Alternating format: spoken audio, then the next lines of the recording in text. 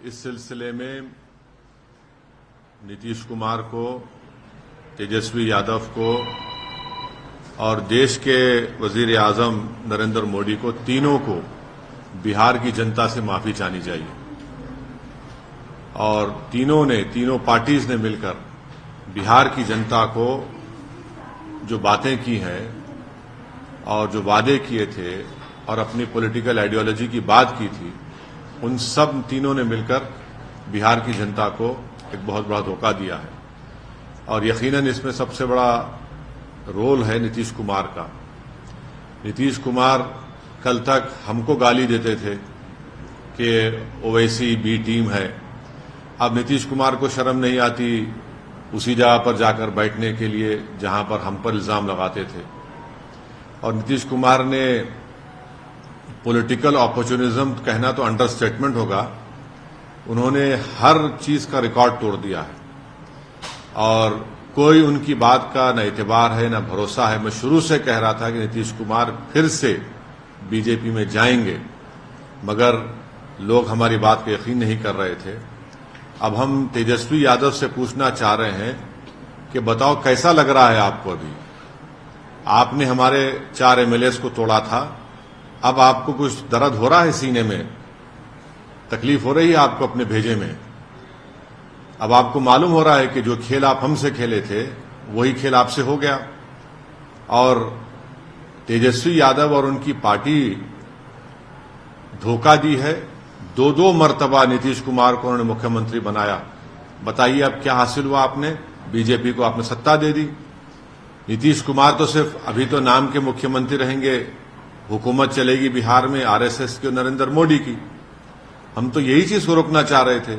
MIM party इसी को रोक रही थी। और जब हमारे सीमांचल की जनता ने एमआईएम के 5 विधायक को कामयाब किया तो हमने तो जब उनके स्पीकर के इलेक्शन में तायीद की थी गठबंधन के। मगर तेजस्वी यादव को और उनके परिवार को ऐसा लगता है कि बिहार की जनता एक तरफ और उनके परिवार से कोई भी मुख्यमंत्री बन जाए। नीतीश कुमार को लगता है कि मैं जब तक जिंदा रहूं मुख्यमंत्री रहूं, और बीजेपी को लगता है कि भाई हर चीज हमको मिल जाए, चाहे कुछ भी हो, किस तरीके से हो जाए। देश के प्रधानमंत्री का भाषण मुझे याद आ रहा है जब नीतीश कुमार ने वो ऑब्जेक्शनेबल बातें कही थी महिलाओं के बारे में। देश के प्रधानमंत्री ने कहा था क्या गंदगी फैला रहे हैं, और देश के प्रधानमंत्री ने महिलाओं से वादा किया था कि मैं आपको इन लोगों से बचाऊंगा। अब देश के प्रधानमंत्री खुद नीतीश कुमार को बाजू बिठाकर चाय पिला रहे हैं। तो इसका टोटल ये है कि बिहार की जनता का एक बहुत बड़ा नुकसान और धोखा उनको दिया जा रहा है।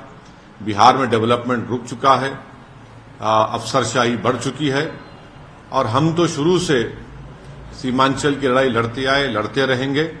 और इससे जनता को फिर से मालूम हो गया कि एमआईएम और ओवैसी जो बात कह रहा था कि सेकुलरिज्म, पॉलिटिकल सेकुलरिज्म सिर्फ इस्तेमाल किया जाता है भारत के मुसलमानों को धोखा देने के लिए, और अब की बार फिर से धोखा दिया गया है बिहार के मुसलमानों को सिर्फ सत्ता में आकर बैठने के लिए।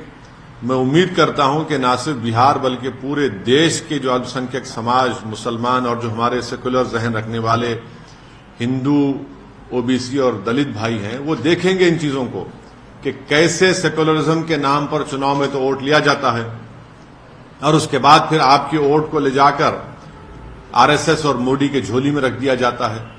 तो उम्मीद करते हैं कि वो इससे एक इसका नोट लेंगे और उन पार्टीज का साथ देंगे जो आपकी पॉलिटिकल लीडरशिप को डेवलप करना चाहती है।